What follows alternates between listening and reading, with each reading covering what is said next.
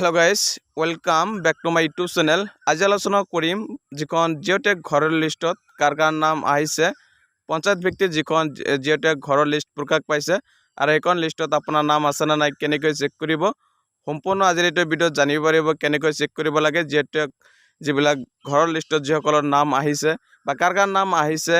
সম্পূৰ্ণ জানিব পাৰিব তেওঁলোকৰ ঘৰৰ ৰেজিষ্ট্ৰেশ্যন নাম্বাৰখন তাৰ পৰা ল'ব পাৰিব বা যিসকলৰ ঘৰৰ ৰেজিষ্ট্ৰেশ্যন নম্বৰ নাজানে তেওঁলোকে আজিৰ এই ভিডিঅ'ত তেওঁলোকে কেনেকৈ তেওঁলোকৰ সেইখন ৰেজিষ্ট্ৰেশ্যন নম্বৰ ল'ব সম্পূৰ্ণ আজিৰ এই ভিডিঅ'ত জানিব পাৰিব। ইয়াত যেটো চাবলৈ আছে প্ৰধানমন্ত্ৰী আৱাস যোজনা গ্ৰামীণ বা PMAYG পাৰ্মানেণ্ট ৱাইট লিষ্ট বুলি যেটো দিয়া আছে বা আপুনি গুগলত গৈ সাৰ্চ কৰি দিব rural.assam.gov.in বা তাৰ পিছত এইটো পেজত আহিলে আপুনি ইয়াত চাবলৈ আছে PMAY যেটো অফিচিয়েল পেজ ইয়াত দিয়া আছে বা মই ভিডিও ডিসক্ৰিপশনত তলত লিংকটো দিম আৰু হেটো লিংকত ক্লিক কৰি চেক কৰিব পাৰিব যিখন প্ৰধানমন্ত্ৰী আৱাস যোজনা যেটো জিঅ'টেক ঘৰৰ লিষ্ট বা পঞ্চায়ত ৱাইজ পাৰ্মানেণ্ট লিষ্ট বুলি যেটো কোৱা হয় বা ইয়াত পিৰিয়ডিক লিষ্টৰ যেটো ক্লিক হিয়াৰ অপশন দিয়া আছে আৰু ইয়াত ক্লিক কৰি দিয়াৰ পিছত এনেকৈ আপুনি এক্সটাৰ্নেল ৱেবসাইটৰ কাৰণে আপুনি ওকে প্ৰেছ কৰি দিব আৰু তাৰ পিছত যেতিয়া পেজখন ওপেন হ'ব আৰু তাৰ পিছত যেতিয়া পেজখন আপোনাৰ ওপেন হোৱাৰ পিছত আপুনি সম্পূৰ্ণ ইয়াত চাবলৈ পাইছে আপোনাৰ লেফট সাইডত দিয়া আছে MIS ৰিপৰ্ট বুলি এটা অপশন দিয়া আছে বা সিলেকশন ফিল্টাৰ্স বুলি দিয়া আছে ফিল্টাৰ্স বা তাৰ তলত আপুনি চাবলৈ পাইছে ওয়াল ষ্টেট দিয়া আছে বা আপুনি ইয়াৰ পৰা আপোনাৰ ৰাজ্যখনৰ নাম তাৰ পিছত আপোনাৰ ডিস্ট্ৰিক্ট নেম তাৰ পিছত আপোনাৰ ব্লক নেম তাৰ পিছত আপোনাৰ গাঁৱৰ নামটো সিলেক্ট কৰি তলত যিখন ক্যাপচা দিয়া থাকিব আৰু আপোনাৰ ক্ষেত্ৰত যেটো দিয়া থাকিব সেম আপুনি সম্পূৰ্ণ বহুৱাই সাবমিট অপশনত বহুৱাই দিয়াৰ পিছত আপুনি সেইখন জিঅ'টেক ঘৰৰ লিষ্ট চাব পাৰিব পঞ্চায়ত ভিত্তিত বা আপোনাৰ নামটো আছে না নাই হেটো চাব পাৰিব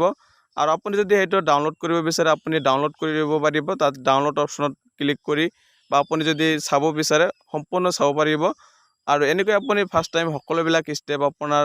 সম্পূৰ্ণ কৰি দিয়াৰ পিছত আপুনি ক্যাপচাখন বহুৱাই আৰু আপুনি সাবমিট অপশনত ক্লিক কৰি দিয়াৰ পিছত আপুনি সেইখন লিষ্ট চাব পাৰিব আৰু যিসকল এটো লিষ্টত নাম আছে আৰু তেওঁলোকেহে চৰকাৰী ঘৰ লাভ কৰিব বা আপোনাৰ যদি হে জিঅ'টেকৰ লিষ্টত আপোনাৰ নাম আছে তেন্তে আপুনিও লাভ কৰিব ঘৰ বা আপোনাৰ হে জিঅ'টেকৰ লিষ্টত পৰা আপোনাৰ ৰেজিষ্ট্ৰেশ্যন নাম্বাৰটো আপুনি লাভ কৰিব পাৰিব আৰু সেইখন ৰেজিষ্ট্ৰেশ্যন নাম্বাৰ হয় আপোনাৰ ঘৰৰ স্যাংশন হৈছে না নাই বা আপুনি সকলোবিলাক জানিব পাৰিব বা আপোনাৰ তাৰ পিছত এনেকৈ যেতিয়া বহাই দিব তেতিয়া আপুনি এনেকৈ district name block name panchayat name বা ৰেজিষ্ট্ৰেশ্যন নাম্বাৰ বেনিফিচিয়াৰী নেম এনেকৈ চাওলৈছে বা ৰেজিষ্ট্ৰেশ্যন নাম্বাৰৰ পৰা আপুনি যদি আপোনাৰ নামৰ আন্ডাৰ যেটো ৰেজিষ্ট্ৰেশ্যন নম্বৰ শো কৰি আছে আৰু আপুনি হেটো আপোনাৰ লিখি ৰাখি দিব কাৰণ আপুনি সেইখন ৰেজিষ্ট্ৰেশ্যনৰ হয় আপুনি সম্পূৰ্ণ ঘৰৰ ডিটেইলছ লাভ কৰিব বা ইয়াত আপোনাৰ যিসকল নাম আছে এই সকলোবিলাক ব্যক্তিয়ে চৰকাৰী ঘৰ লাভ কৰিব বা আপোনাৰ নামটো আছে না নাই এনেকৈ আপুনি থ্ৰী ডট অপশনত ক্লিক কৰি আপুনি ফাইন্ড অপশনত ক্লিক কৰি আপোনাৰ নামটো সাৰ্চ কৰিব পাৰিব বা আপোনাৰ নামটো আছে না নাই আৰু যদি আপোনাৰ এটো লিষ্টত আৰু ডাউনলোড কৰিব বিচাৰে তেন্তে আপুনি লেফট সাইডত ডাউনলোড অপশন পাই যাব আৰু আপুনি সেইখন ডাউনলোড অপশনত ক্লিক কৰি দিয়াৰ পিছত আপুনি PDF আকাৰত সেইখন লিষ্ট ডাউনলোড কৰিব পাৰিব আৰু ডাউনলোড কৰাৰ পিছত আপুনি চেক কৰিব পাৰিব আপোনাৰ সেই জিঅ'টেক যেটো লিষ্ট পঞ্চায়ত ব্যক্তি সেইখন লিষ্টত নাম আছে না নাই সম্পূৰ্ণ জানিব পাৰিব কাৰণ এনেকৈ আপুনি